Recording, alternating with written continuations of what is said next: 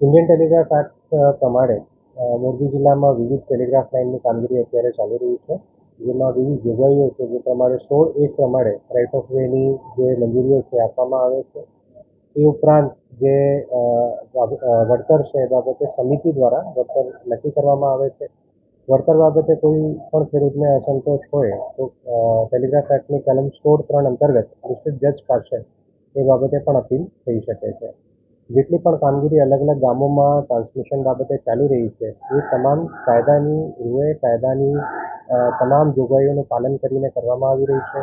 વળતર બાબતે જે સમિતિએ વળતર નક્કી કર્યું છે, એનાથી કોઈને અસંતોષ હોય તો એની પણ જોગવાઈ કાયદામાં જ કરવામાં આવી છે. કલમ 16(3) અંતર્ગત તમામ જે ખેડૂત મિત્રો છે એમને પણ અમે જણાવીએ છીએ કે આ પ્રમાણે આપ જે કાયદાની જોગવાઈઓ છે એના અંતર્ગત તમે જે વળતર બાબતે પ્રશ્ન છે એનું નિરાકરણ લાવી શકો. સરકારશ્રીના 2017ના પરિપત્ર પ્રમાણે 40% રકમનું પેમેન્ટ ફાઉન્ડેશન પૂર્ણ કર્યા બાદ, 40% રકમનું પેમેન્ટ ઇરેક્શન પૂર્ણ થયા બાદ અને 20% રકમનું પેમેન્ટ સ્ટિંગિંગ પૂર્ણ થયા બાદ એ સરકારશ્રીનું 2017નું જે પરિપત્ર છે એમાં બહુ સ્પષ્ટ જોગવાઈ કરવામાં આવેલી છે અને જેટલી પણ ટ્રાન્સમિશનની કંપનીઓ છે તમામ દ્વારા આનું પાલન થાય એના માટે અમે સ્પષ્ટપણે સૂચનાઓ આપેલી છે.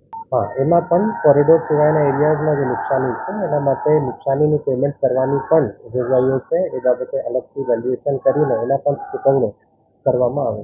જે પણ પ્રક્રિયાઓ અત્યારે ચાલી રહી છે કાયદાની રૂએ અને કાયદાની જોગવાઈઓ પ્રમાણે ચાલી રહી છે, જેથી જે પણ કાર્યવાહી છે એ કરવામાં આવશે. એના દ્વારા જે આવેદન આપવામાં આવ્યું છે એનો અમે અભ્યાસ કરીશું, પરંતુ જે દેશના વિકાસ માટે વિવિધ સરકારશ્રીની જોગવાઈઓ, સરકારશ્રીના નિયમો પ્રમાણે થતા પ્રોજેક્ટ્સ છે એમાં કોઈ પણ પ્રકારની રૂકાવટ પણ સ્વીકાર્ય નથી.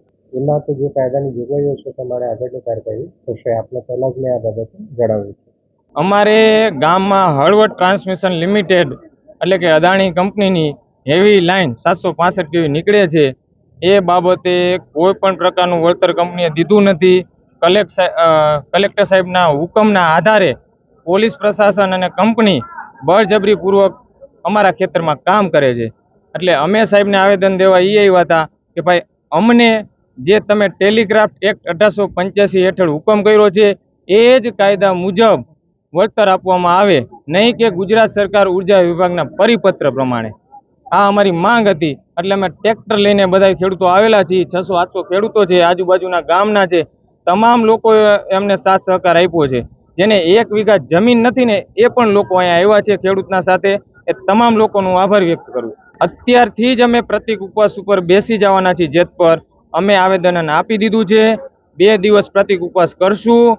જો અમને 2 દિવસ અંદર કલેક્ટર સાહેબ તરફથી સંતોષકારક જવાબ નહીં મળે, સંતોષકારક વળતર નહીં મળે, તો પછી અમે આગળ ભૂખ હડતાલ પણ કરશું.